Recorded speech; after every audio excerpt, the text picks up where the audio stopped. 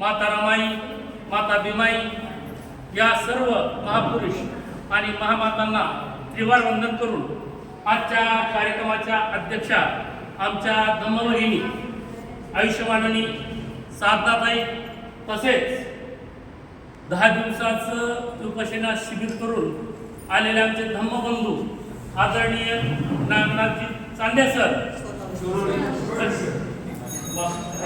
Nagnath Sonawane sir व आमचे मित्र व शिवाजी कॉलेजचे प्राध्यापक डॉक्टर शशिकांत गायकवाड यांच्या सासूबाई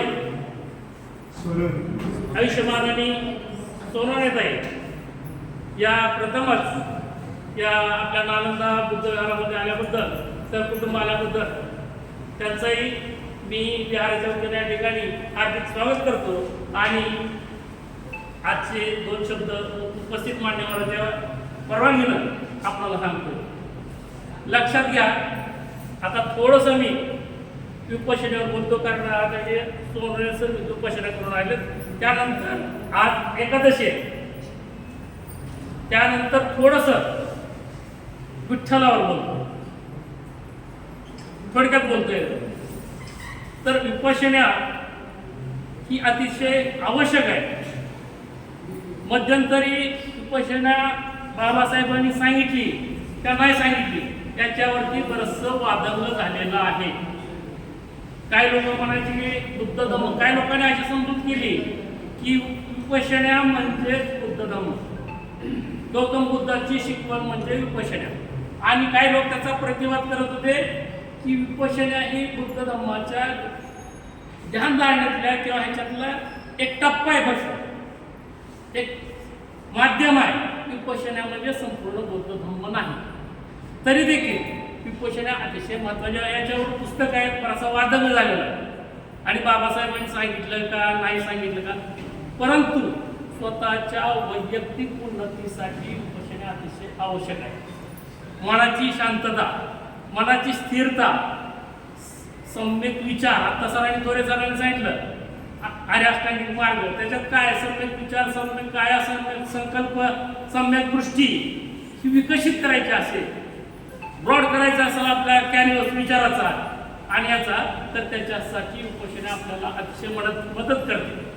विपश्यनामध्ये काय, विपश्यना केलेली नाही, परंतु मी गोयंका गुरुजींची 3 पुस्तकं माझ्याकडे, पहिला दिवस, दुसरा दिवस, तिसरा दिवस अशा पद्धतीचं, आणि गोयंका गुरुजींनी त्यांच्या हयातीमध्ये विपश्यना सेंटरमध्ये जी व्याख्यानं दिली आहेत किंवा धम्मदेशना दिली आहेत, त्या धम्मदेशनेचा एक संग्रह आहे.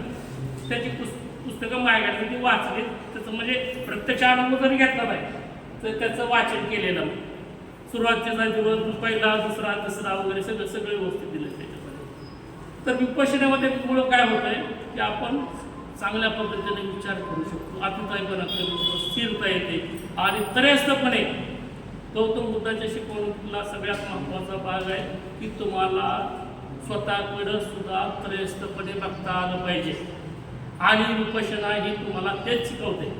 आता नागजींनी सांगितलं की काय पण दिसायला लागलं, चित्र दिसायला लागले, प्राणी दिसायला लागले, तर त्याचं वर्णन खूप छान केलेलं आहे की स्वतःच्या मधला जो मळ आहे तो मळ ढवळायला चालू होतो, आणि तो सगळा मळ ढवळलेला आहे तो असा तळाला जायला चालू होतो.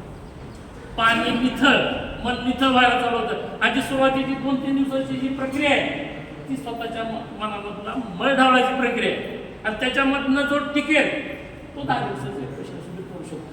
नाहीतर काय लोक बरेचसे सुरुवातीच्या 2-3 दिवसामध्ये निघून जातात. आता गोयंका गुरुजीबद्दल सांगायचं तर गोयंका गुरुजी हे ब्राह्मण कुटुंबातील अतिशय सधन असे व्यापारी होते.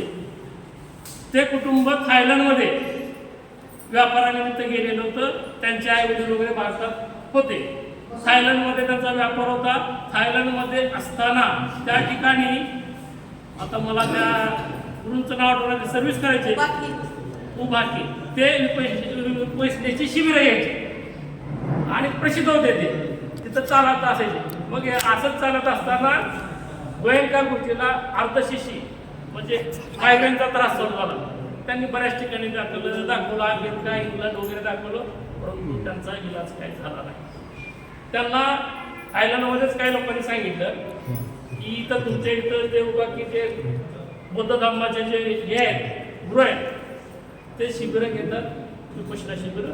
त्याच्यात गेल्यानंतर दुर्धर आजार बरे होतात. अतिशय कठीण आणि दुर्धर असे आजार देणं लोक अशी व्याकुळ झालेले आहेत. कुठल्याही औषधाला फरक पडत नाही. ते आजार विपश्यना केल्यानंतर बरे होतात, तेव्हा तुम्ही जा. परंतु कट्टर ब्राह्मण कुटुंबातील गोयंका गुरुजी ते म्हणले अरे असं असते काय, आपला समाज काय बनेल, असं काय होईल, बौद्ध धर्म म्हटले असं आपण कसं जायचं काय, म्हणून त्यांनी टाळाटाळ केली. असे बरेच दिवस गेले आणि ज्यावेळेस त्यांना कुठल्याही पद्धतीनं फरक पडला नाही त्यावेळेस नाव दिला. ते पूर्वी गेले त्यांना भेटायला, त्यावेळेस त्यांनी या म्हणून सांगितलं होतं, परंतु त्यांनी दुर्लक्ष. मग वर्षा 6 महिन्यानंतर दुसऱ्यांदा गेले आणि त्यांना विचारलं की असं असं आहे, मला शिबिराला यायचं. ते म्हणले ठीक आहे येऊ शकता. पण ते म्हणले असं असं मला आंतरडोकेदुखीचा त्रास आहे आणि जगात सगळीकडे दाखवलं आहे, आपण काही काय फरक नाही. मागं पण मी आलो होतो परंतु नंतर आलो नाही, तर कृपया मला असं समजलंय की तुमचं शिबिर केल्यानंतर फरक पडतोय, मला शिबिरामध्ये. तर गुरुजी काय म्हणले त्यांना, तुम्ही बिलकुल शिबिराला यायचं. आता असं कसं काय, आत्ताच तुम्ही म्हणलं की शिबिर हे ठीक आहे यायला हरकत नाही आणि आता तुम्ही म्हणता की शिबिराला यायचं नाही. त्यावेळेस गुरुजी म्हणाले की तुमचा आजार हा अतिशय किरकोळ गोष्ट आहे, किरकोळ बाब आहे. तुम्ही इतका संकुचित हेतू ठेवून ह्या शिबिराला येऊ शकत नाही. विपश्यनेचा उद्देश खूप मोठा आहे. जगामध्ये दुःख नष्ट करणे, जगामध्ये शांती प्रस्थापित करणे, समस्त